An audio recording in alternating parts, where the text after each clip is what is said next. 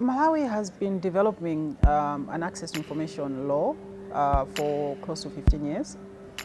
Finally, last year, we had the law passed after a lot of struggles, a lot of taking out very crucial, important stuff, such as when it will become effective, how far back it will have to be implemented, should it look at issues to do with what happened 15 years ago, 40 years ago, all those things, all those struggles happened, and eventually as a media and as stakeholders, we won that battle.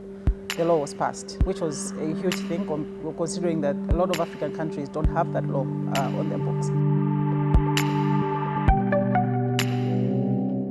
My name is Suzgo Khunga. I'm a newspaper journalist with Nation Publications Limited in Malawi. I work as an assistant bureau chief. Part of my work as a journalist involves writing about issues to do with parliament and government policies. We were looking for, I would say that all those stakeholders that were fighting for this were actually looking just to have that basic access to information, to make it mandatory that government agencies and ministries and departments should be free to give out information to the public. This was not a media law per se, but giving out information to the public. So it was just as basic as that. In the law itself, they removed the requirements to give out certain public information, certain government information. So let's say government intelligence information to do with the army and the military, which was fine. I mean, obviously we couldn't access such type of information and everybody agreed. But then, even just to access the basic information that people were looking for, that law is not being implemented, even though they had removed all these other things that were seen as contentious. You'll be surprised that actually in Malawi, even basic information such as budget documents is a challenge. Information that should really be in the public domain, information that should be on the Ministry of Finance website, just to access a budget document and to see what it's saying.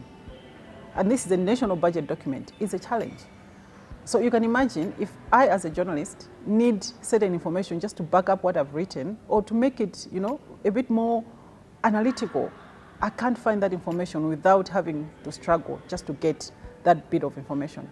So what we care most about is if I can't get that information as a journalist, how can an individual in some council, this is like a district council, for example, at a certain region, looking for certain information to be able to just get what is happening in my council. How can I come in to assist? Why is there no borehole, for example? Why is there no school in this area?